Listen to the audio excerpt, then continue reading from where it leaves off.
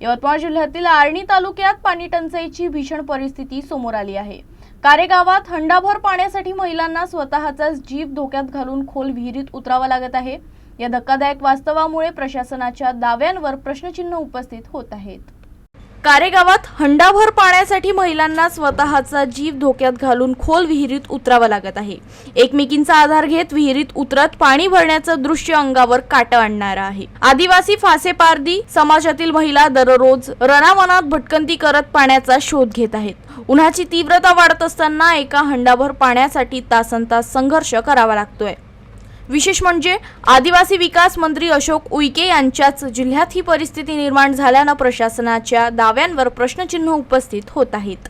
One पाण्यासाठी आम्ही एक तर शिकारी करून जगणारे लोक होते मागच्या काळामध्ये।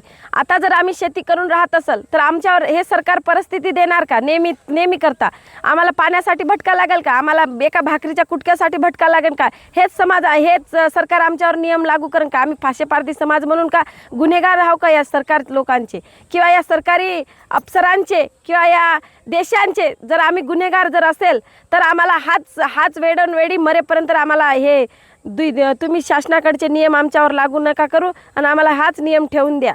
कारण का आम्ही आज 1994 मध्ये आम्ही इथं राहत आहोत। 1994 मध्ये आज 1994 मधले तरी म्हटलं तरी 40 वर्ष झाले। 40 वर्षामध्ये सरकारतर्फे जर नियम जर लागू झाला असता ना आम्हाला, तर आज आमचं गाव कुठं राहत होतं। आज आम्ही सिटी सारखं आमचं गाव राहत होतं। आमच्या घरोघरी लाईन राहत होती, आमच्या घरोघरी रोड राहत होती, आमच्या घरोघरी पाणी राहत होतं, नळ राहत होता।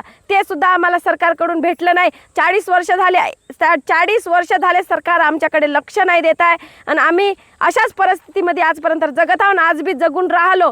सरकार आमचे न्यूज जर जात असेल तर सरकारला विनंती आहे की आमच्याकडे खरंच तारतूने आणि खरंच काळजीपूर्वक आमच्याकडे लक्ष द्या। आमचं गाव सुधरवा, आम्हाला सुधरवा, तुमच्यासारखं बनवा आणि तुमच्या नियमामध्ये आम्हाला ढळून घ्या।